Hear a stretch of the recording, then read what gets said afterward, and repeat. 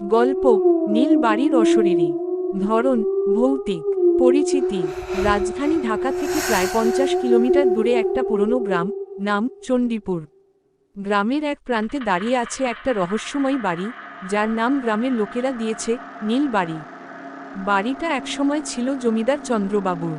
আজ থেকে প্রায় 100 বছর আগে সেখানে ঘটে গিয়েছিল এমন এক ঘটনা, যেটা আজও মানুষ ভুলতে পারেনি। অধ্যায় 1 আগমন। সিফাত একজন তরুণ লেখক, ভৌতিক গল্প লেখেন। শহরের কোলাহল থেকে একটু দূরে গিয়ে লেখার জন্য তিনি খুঁজছিলেন নিরিবিলি কোনো জায়গা।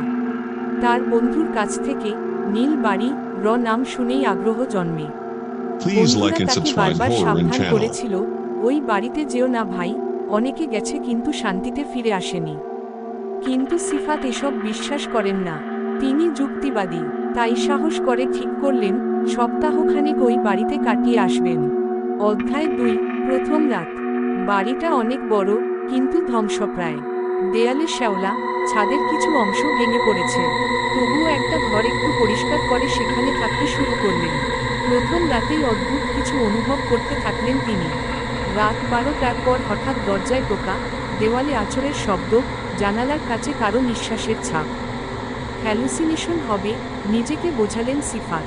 কিন্তু পরদিন সকালে ঘুম থেকে উঠে দরজার সামনে দেখলেন একটা পচা ফুলের মালা পড়ে আছে, ঠিক যেন কারো শেষকৃত্যে ব্যবহার করা হয়েছিল। অধ্যায় 3 ইতিহাসের খোঁজে।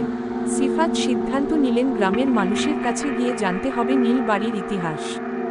গ্রামের এক প্রবীণ লোক, ফজলু চাচা বললেন, জমিদার চন্দ্রবাবুর একমাত্র মেয়ে ছিল নীলিমা। দেখতে অপূর্ব সুন্দরী, কিন্তু তার উপর ছিল কোনো অশুভ ছায়া। হঠাৎ এক রাতে সে নিখোঁজ হয়। কেউ বলে সে আত্মহত্যা করেছিল, কেউ বলে জমিদার নিজেই তাকে মেরে ফেলেছিল কারণ সে এক সাধারণ কামলার সাথে প্রেম করেছিল। তারপর থেকে সেই মেয়ের আত্মা এই বাড়িতে ঘুরে বেড়ায়।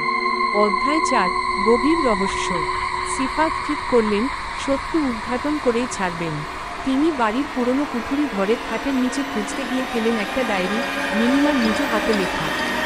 ডায়েরিতে লেখা, আজও বাবার ভয়ঙ্কর চোখ মনে করে। আমি খুবই ভালোবেসেছিলাম।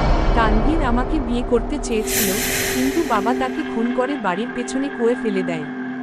আমি নিজেও হয়তো ওই পথেই যাব। যদি আমি না থাকি, তাহলে জেনে রেখো, এই বাড়িতে আমি রয়ে যাব, তানভীরকে খুঁজতে খুঁজতে। অধ্যায় 5 যন্ত্রণার রাত। এরপরের রাতটা ছিল বিভীষিকাময়।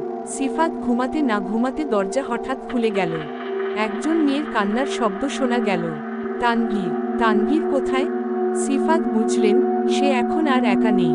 তিনি বাড়ির পেছনে কুয়োর কাছে গেলেন।